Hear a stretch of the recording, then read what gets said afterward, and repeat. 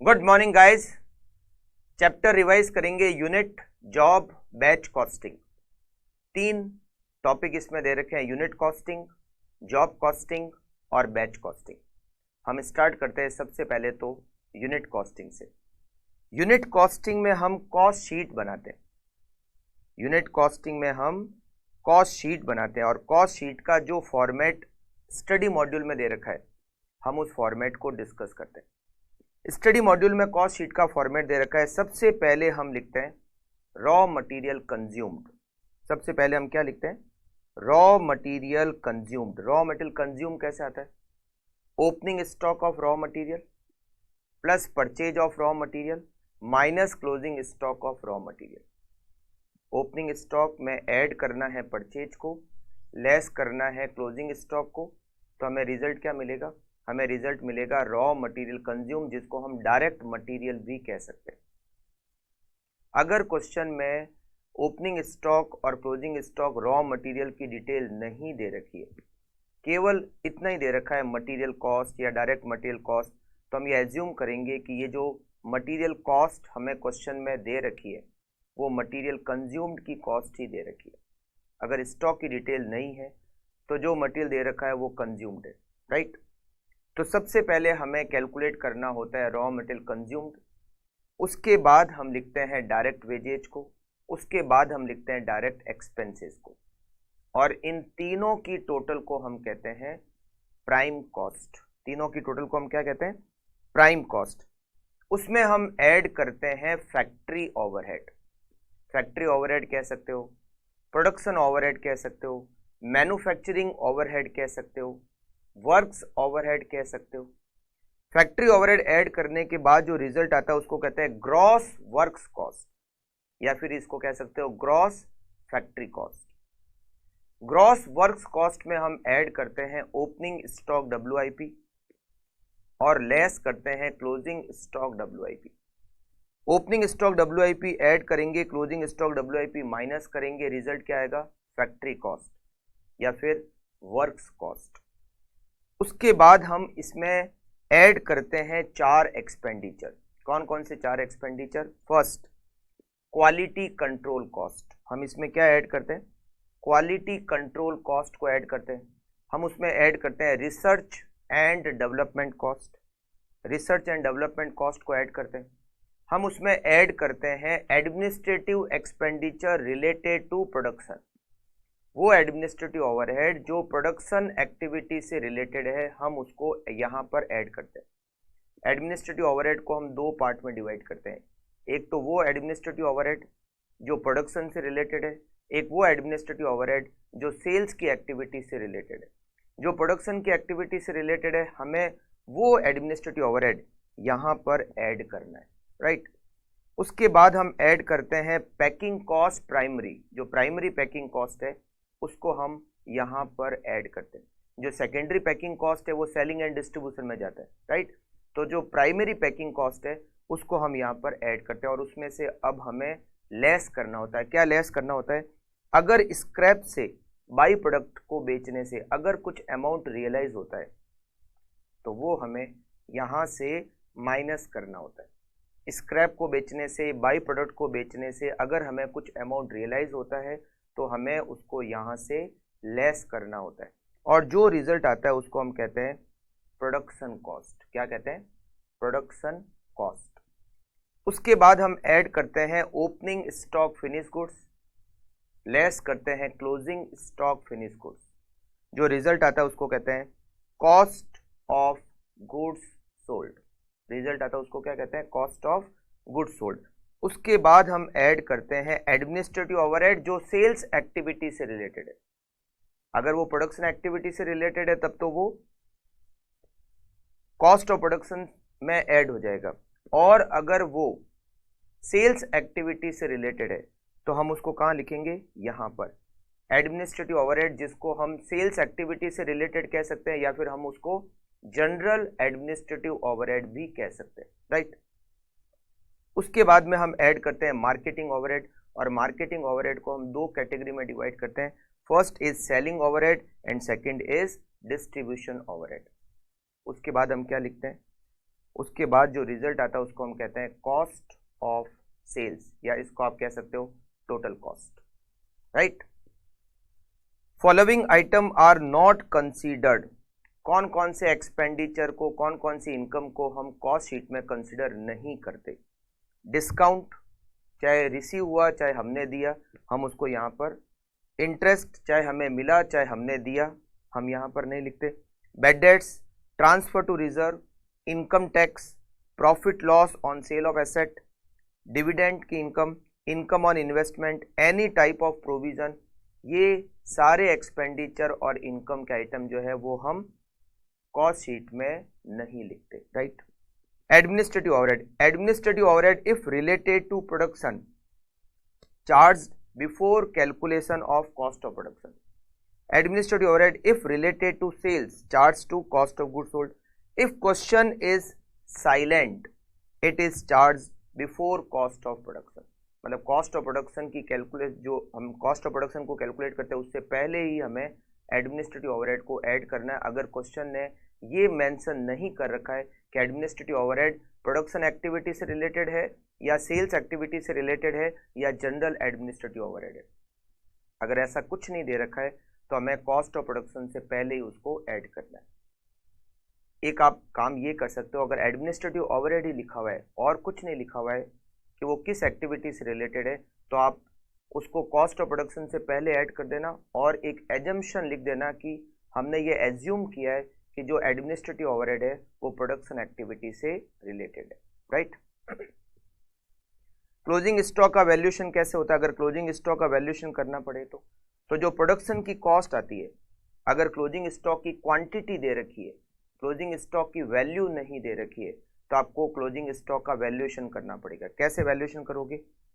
जो cost of production आपने calculate की, कॉस्ट ऑफ प्रोडक्शन, उसमें आप डिवाइड करोगे प्रोडक्शन की यूनिट का, उसमें आप किसका डिवाइड करोगे? प्रोडक्शन की यूनिट का। तो जब आप कॉस्ट ऑफ प्रोडक्शन में प्रोडक्शन की यूनिट का डिवाइड करोगे तो एक यूनिट की प्रोडक्शन कॉस्ट आएगी, उसको मल्टीप्लाई करोगे क्लोजिंग स्टॉक की क्वांटिटी से, तो आपको क्लोजिंग स्टॉक का वैल्यूएशन मिल जाएगा, राइट। तो क्लोजिंग स्टॉक का वैल्यूएशन तो हो जाएगा production cost divided by production unit multiply by closing finish goods unit. अच्छा, प्रोडक्शन की यूनिट कैसे? बहुत बार प्रोडक्शन की यूनिट को कैलकुलेट करना होता है, तो जो सेल्स की यूनिट है, सेल्स की यूनिट में आपको क्लोजिंग स्टॉक फिनिश गुड्स को ऐड करना पड़ेगा और माइनस करना पड़ेगा ओपनिंग स्टॉक फिनिश गुड्स को। सेल्स की यूनिट में क्लोजिंग स्टॉक की यूनिट को ऐड करोगे और ओपनिंग स्टॉक की यूनिट को माइनस करोगे तो आपको रिजल्ट मिलेगा प्रोडक्शन की यूनिट। सेल्स की यूनिट में क्लोजिंग फिनिश गुड्स की यूनिट को ऐड करोगे और ओपनिंग फिनिश गुड्स की यूनिट को माइनस करोगे तो आपको मिलेगा प्रोडक्शन यूनिट, राइट। तो यूनिट कॉस्टिंग में आपको क्या करना होता है? यूनिट कॉस्टिंग में आपको कॉस्ट शीट बनानी होती है। सेम इसी तरीके से हम जॉब कॉस्टिंग में भी करते हैं। जॉब कॉस्टिंग में भी हम क्या करते हैं? जॉब की कॉस्ट शीट बनाते हैं, मतलब हम वहां पर किसी जॉब की कॉस्ट शीट बनाते हैं। और जॉब की कॉस्ट शीट कैसे बनती है? जैसे हमने ये कॉस्ट शीट पढ़ी, जैसे हमने ये कॉस्ट शीट बनाई है, इसी तरीके से जॉब की कॉस्ट शीट बनती है जॉब कॉस्टिंग में, राइट। बैच कॉस्टिंग में अगर प्रैक्टिकल क्वेश्चन की बात करें तो वहां पर EBQ का क्वेश्चन आ सकता है। EBQ which is same as EOQ। EBQ का मतलब पूरा नाम है economic batch quantity. Economic batch quantity, economic batch quantity को कैलकुलेट करने का फॉर्मूला, इकोनॉमिक बैच क्वांटिटी को कैलकुलेट करने का फॉर्मूला है under root 2DS divided by C, under root 2DS divided by C।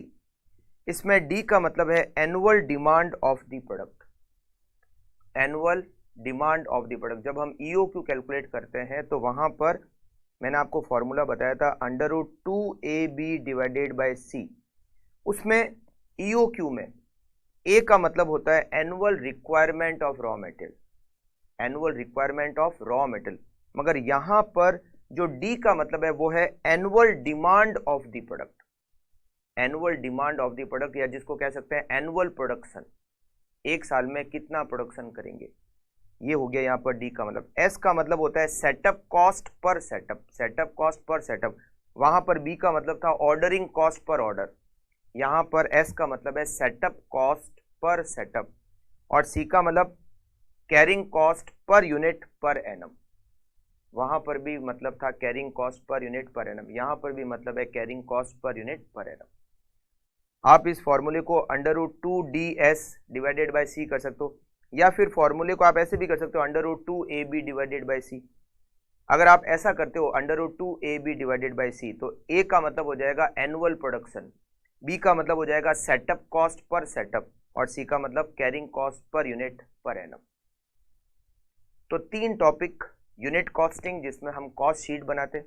Cost sheet का फॉर्मेट आप ध्यान से समझ लेना कि कौन सा कंपोनेंट आपको कैसे लिखना है और कौन सी कैलकुलेशन आपको कैसे लिखनी है, ठीक है।